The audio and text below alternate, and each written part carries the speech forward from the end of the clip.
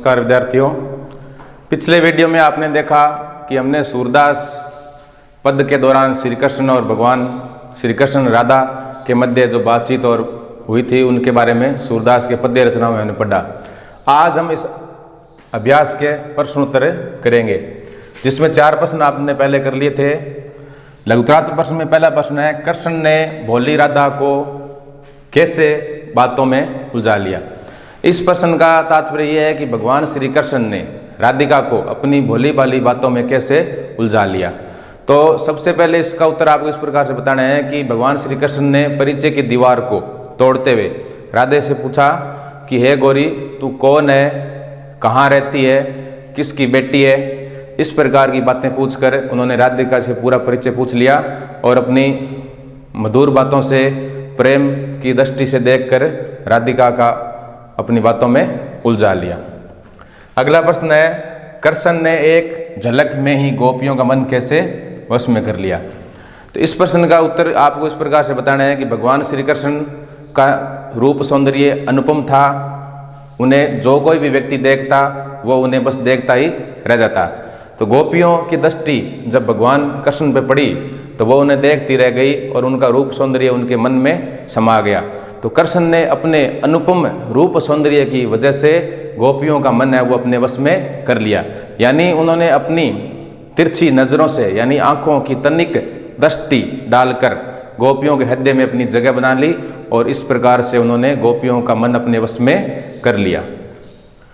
अगला प्रश्न है, मथुरा के कुएं संदेशों से कैसे भर गए। इस प्रश्न के उत्तर में आपको ये समझना है कि जब भगवान श्री कृष्ण ब्रिज को छोड़कर गोपिकाओं को यानी राधिका को बिना बताए मथुरा चले गए थे, तो इस दौरान श्री कृष्ण के ब्रिज में न होने की स्थिति के दौरान गोपियां पूर्ण रूप से श्री कृष्ण के वीर्य में व्याकुल हो रही थी। उनकी अग्नि की लौ में तड़प रही थी, बहुत ही व्याकुल हो रही थी। तो गोपियों ने भगवान श्री कृष्ण का संदेश प्राप्त करने के लिए अनेक प्रकार से अपने उद्धव को भेजा। संदेश वाहकों के माध्यम से श्री कृष्ण तक संदेश पहुंचाने का अनेकों प्रकार से प्रयास किया। उन्होंने संदेश वाहकों के माध्यम से पत्र भेजे, उद्धव के माध्यम से पत्र भेजे, लेकिन वापसी में किसी भी तरह का कोई प्रश्न का उत्तर यानी किसी भी पत्र का उत्तर भगवान श्री कृष्ण ने नहीं दिया। तो इस प्रकार की यथास्थिति को देखते हुए गोपियों ने अंदाजा यानी अनुमान लगाया कि हमारे द्वारा भेजे गए पत्रों से मथुरा के कुएं पूर्ण रूप से भर गए, लेकिन भगवान श्री कृष्ण ने एक भी हमारे प्रश्न यानी पत्र का उत्तर नहीं दिया। प्रश्न नंबर 10 है, तजी अंगार अगात से क्या तात्पर्य है। इस प्रश्न का उत्तर कवि सूरदास जी ने अपनी पंक्तियों के माध्यम से बताया है कि जिस व्यक्ति का मन जिस कार्य के लिए करता है वह उसी कार्य को करने में विश्वास रखता है, उसे दूसरा कोई भी काम अच्छा नहीं लगता। यानी व्यक्ति का जैसा मन होता है वो उसी के दौरान यानी अपने मन के अनुसार ही काम करता है। तो इसका उदाहरण हमें इसलिए दिया गया है कि चकोर नाम का एक पक्षी होता है जो कपूर उसको अगर खाने के लिए देते हैं तो वो उसको बिल्कुल भी नहीं खाता है। वो तजी अंगार, अंगार मतलब अंगारे, जलते हुए अंगारे, उनको खाकर यानी उनको निगल कर अपने मन को तृप्त करना समझता है। तो इस प्रकार से सूरदास जी के पद्यों के दौरान आपने इन 4 प्रश्नों के उत्तर समझे, ये आपको अपनी कॉपी में करने हैं।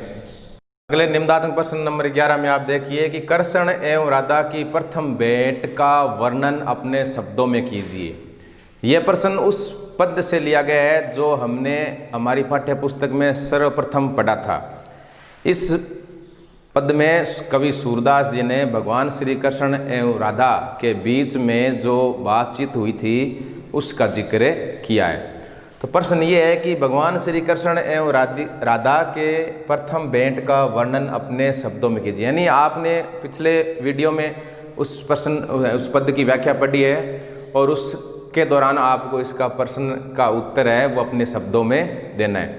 तो मैं आपको बताता हूँ कि भगवान श्री कृष्ण ब्रिज के गोकुल गांव में रहते हैं। एक दिन क्या हुआ कि गोकुल गांव यहाँ पर भगवान श्री कृष्ण रहते हैं। एक दिन क्या हुआ कि राधिका अपने परिवार के सदस्यों के साथ में गोकुल गांव में पहुंचती है। तो राधिका को वहां देखकर भगवान श्री कृष्ण ने मन ही विचार किया कि ये महिला स्त्री कौन है, इसे पहले मैंने कभी देखा नहीं। तो भगवान श्री कृष्ण राधिका से पूछते हैं कि तुम कौन हो, कहाँ रहती हो, किसकी बेटी हो, तुम्हें पहले कभी भी ब्रिज की गलियों में, यानी ब्रिज का जो गोकुल गांव है उनकी गलियों में तुम्हें पहले कभी नहीं देखा। तो भगवान इस प्रकार की बातें राधिका से पूछते हैं कि भाई हम किसी व्यक्ति को नहीं जानते हैं तो उसका परिचय तो पहले पूछते ही हैं, ये तो साधारण सी बात है, आप सभी जानते हो। तो ठीक उसी प्रकार से भगवान श्री कृष्ण ने राधा से पूछा कि हे स्त्री या बालिका नारी जो भी, कि तुम कौन हो, तुम कहाँ रहती हो, तुम किसकी बेटी हो, तुम्हें पहले कभी भी ब्रिज की गलियों में नहीं देखा है। तो भगवान श्री कृष्ण की इन सारी बातों को राधिका बहुत ही चतुराई से और ध्यान लगाकर सुन रही थी, और उन सारी बातों को सुनकर राधिका ने अपने ओर से उत्तर दिया कि मैं ब्रिज की गलियों में किस लिए आती, यानी मैं ब्रिज की गलियों में या गोकुल गांव में किस लिए आती, मेरा वहाँ कोई काम नहीं है, मेरा वहाँ पर आने का कोई उद्देश्य नहीं है। ठीक है, मैं तो अपने घर की दहलीज, यानी पोरी, आपने पोरी शब्द पढ़ा था, पोरी मतलब दहलीज, यानी मैं तो अपने घर के आंगन में खेलती रहती हूँ, मैं किसी प्रकार से मतलब है नहीं आई वहाँ पर। तो इस प्रकार से भगवान श्री कृष्ण एवं राधा की प्रथम भेंट का वर्णन कवि सूरदास ने अपने प्रथम पद में किया गया है। अगला प्रश्न है, गोपियाँ भगवान श्री कृष्ण को चोर क्यों सिद्ध कर रही है? इस प्रश्न का उत्तर आपको विस्तार पूर्वक अपने शब्दों में लिखना है कि जैसा आपने पद्य में पढ़ा था कि भगवान श्री कृष्ण को गोपियाँ चोर सिद्ध कर रही है, वो चोर इसलिए सिद्ध कर रही है कि गोपियाँ भगवान श्री कृष्ण से अथाह प्रेम करती है, अथाह प्रेम करती है, और उनके ब्रिज को छोड़कर मथुरा चले जाने से गोपियाँ वीर्य की अग्नि में तड़प रही थी, जल रही थी। तो गोपियाँ उद्धव के माध्यम से भगवान श्री कृष्ण तक संदेश पहुंचाना चाहती है, या उद्धव से अपने मन की पीड़ा उजागर करती है कि आपके भगवान श्री कृष्ण ने अपनी चंचल आँखों की दृष्टि से, यानी अपनी चंचल आँखों की दृष्टि से तनिक सा इशारा डालकर हमारे मन में अपनी जगह बना ली है, और उन्होंने हमारे मन को, यानी हमारे हृदय को जीत लिया है, और अपनी छवि हमारे हृदय में पूर्ण रूप से बसा दिए। लेकिन अब भगवान श्री कृष्ण ब्रिज को छोड़कर मथुरा चले गए, न तो उन्होंने किसी हमारे प्रश्न का उत्तर दिया, न हमसे वो मिलने वापिस ब्रिज आ रहे हैं। तो इस प्रकार से उन्होंने अपने चतुर मन से और चंचल, यानी तीखी दृष्टि से, आँखों के किनारों की दृष्टि से हमारे मन को वशीभूत कर लिया, यानी उन्होंने हमारे मन को चुरा लिया। तो इस प्रकार गोपियाँ उद्धव के समक्ष अपनी पीड़ा जो भगवान श्री कृष्ण के माध्यम से उनको पहुँची है उसका जिक्र कर रही है, और वो चोर इसलिए साबित कर रही है कि भगवान श्री कृष्ण ने हमारे मन को चुरा लिया, और न वो अब वापस ब्रिज आते और न ही ब्रिज आने का या न आने का कोई संदेश भिजवाते। इस प्रकार भगवान श्री कृष्ण को गोपियाँ चोर सिद्ध कर रही है। अध्याय पूरा होने के बाद में विद्यार्थियों, इस अध्याय से आपकी परीक्षा में 6 नंबर की सहप्रसंग व्याख्या पूछी जाती है, जिसके दौरान आपको प्रश्न पत्र में व्याख्या दी गई होगी। उस व्याख्या का पूर्ण रूप से अध्ययन करके उसका आपको भावार्थ प्रसंग सहित समझाना है, जिसमें आपको शब्दार्थ, प्रसंग और विशेष आदि चीज़ें लिखनी पड़ती है। तो सबसे पहले हम अध्याय 1 सूरदास के पद है, उसमें पहले पद की व्याख्या करेंगे। व्याख्या आपको परीक्षा की दृष्टि से बहुत महत्वपूर्ण है, ये आपके 6 नंबर की व्याख्या पेपर में आती है, जो आपके लिए बहुत ही महत्वपूर्ण है। तो सबसे पहले व्याख्या शुरू करने से पहले उस व्याख्या को आप पढ़िए कि व्याख्या कितने शब्दों में है, कितनी लाइनों की है, कितनी बड़ी है। तो उसके अकॉर्डिंग आप सबसे पहले उस व्याख्या में से शब्दार्थ ढूंढिए, यानी जिन शब्दों के अर्थ आपको बहुत ही अच्छे तरीके से आते हैं वो आपको लिखने हैं। व्याख्या शुरू करने से पहले सबसे पहले आप शब्दार्थ लिखिए, जिसमें व्याख्या प्रश्न पत्र में दी गई होगी, आप उसमें शब्दार्थ निकालिए। जैसे हम पहली व्याख्या पढ़ रहे हैं तो उसमें एक शब्दार्थ है बुझत। बुझत का मतलब होता है पूछते हैं, यानी भगवान श्री कृष्ण राधा से उसका परिचय पूछते हैं। काकी, काकी मतलब किसकी, यानी तू किसकी बेटी है। ब्रिज खोरी, यानी ब्रिज की गलियों में पहले तुम्हें कभी देखा नहीं। तो इस प्रकार जो शब्दार्थ हैं वो आपको लिखने हैं। पोरी, पोरी मतलब घर का आंगन, घर की द्वार, घर के अंदर यानी घर की दहलीज जो भी है। तो इस प्रकार आपको ये इनके शब्दार्थ बताने हैं। सर्वनन्नी यानी कानों से, ठोडा मतलब बेटा, यानी भगवान श्री कृष्ण का बेटा है, ऐसा राधिका ने सुंदर कहा था। तो इस प्रकार आपको व्याख्या की शुरुआत है सबसे पहले पॉइंट नंबर 1 शब्दार्थ से करनी है। फिर आपको पॉइंट नंबर 2 में जाना है, वहाँ पर आपको प्रसंग करना है। प्रसंग में आपको क्या बताना है कि थोड़ा सा पहले आपको परिचय देना है। भाई आप जिस चीज़ के बारे में पढ़ रहे हो या जिस पद की व्याख्या कर रहे हो उसके बारे में आपको संक्षेप में परिचय देना होगा कि ये पद इस कवि के द्वारा लिखा गया है, इस पद के माध्यम से कवि हमें यह समझाना चाहता है। तो प्रस्तुत पद, यानी हमने पहला पद पढ़ा था, वो प्रस्तुत पद कवि सूरदास द्वारा रचित है, यानी उसकी रचना करने वाले महान कवि सूरदास है। तो ये सूरदास आपको कवि का नाम बीच में लिखना है। उसके बाद में उस पद में कवि ने किस चीज़ का जिक्र किया है वो आपको बताना है। तो इस पहले पद में कवि सूरदास जी ने भगवान श्री कृष्ण और राधा के दोनों के बीच में जो भेंट हुई थी, मुलाकात हुई थी, यानी परिचय के दौरान जो बातचीत हुई थी उसका उन्होंने जिक्र किया है। तो यानी प्रथम भेंट का वर्णन कवि सूरदास ने प्रथम अध्याय में किया है।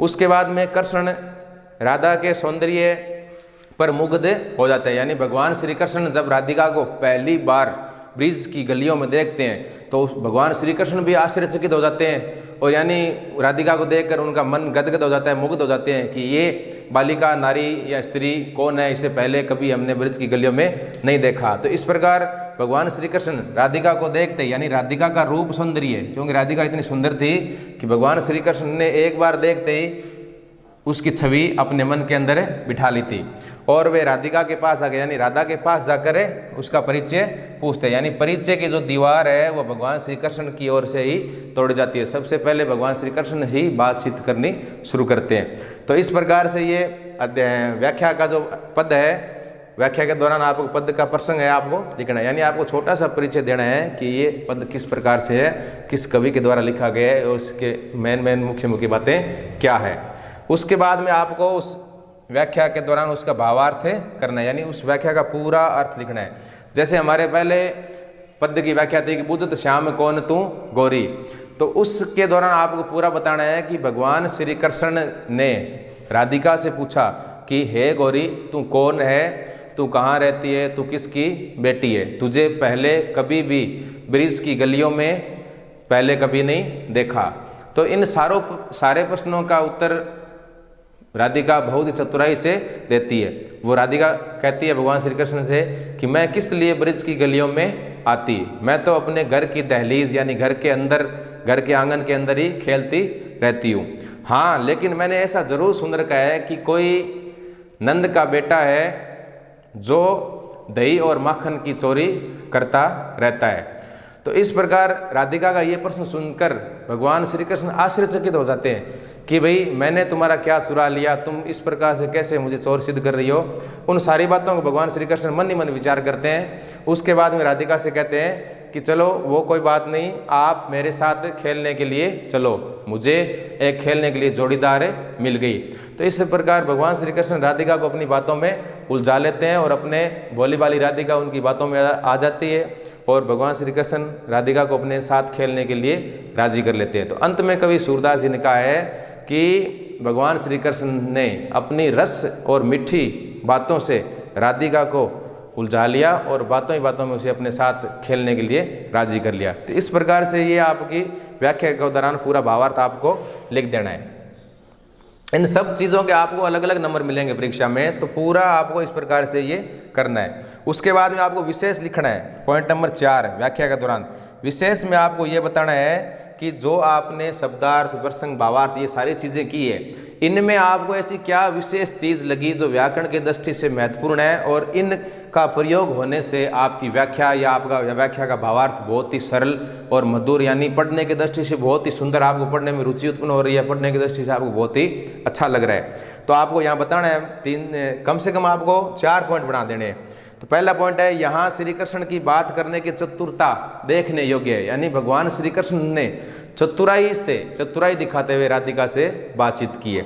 फिर दूसरा पॉइंट है, राधा एवं कृष्ण के प्रथम मिलन का वर्णन किया गया। आप व्याख्या में देखो क्या चीज़ विशेष है, तो उसमें राधा और श्री कृष्ण के बीच जो मुलाकात हुई थी वो प्रथम मुलाकात थी, तो उसका वर्णन कवि सूरदास जी ने किया है।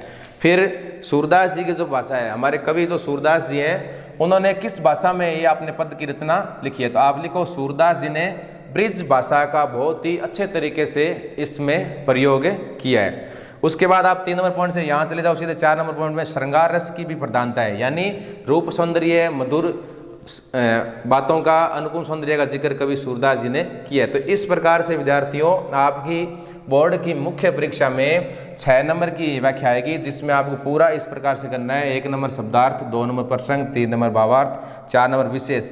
इन चारों चीज़ों का प्रयोग करते हुए आपको प्रश्न पत्र को हल करना है, जिससे आपको पूरे 6 नंबर मिलेंगे। इसके बाद में बाकी जो 3 व्याख्या बच गई है वो अपनी नोटबुक में तैयार कर लेना। इस पाठ के जितने भी अभ्यास प्रश्न हैं वो सारे के सारे आपको गृह कार्य में यानी अपनी नोटबुक में तैयार करने हैं, जो मैंने पीछे आपको करवा दिए। ठीक है विद्यार्थी।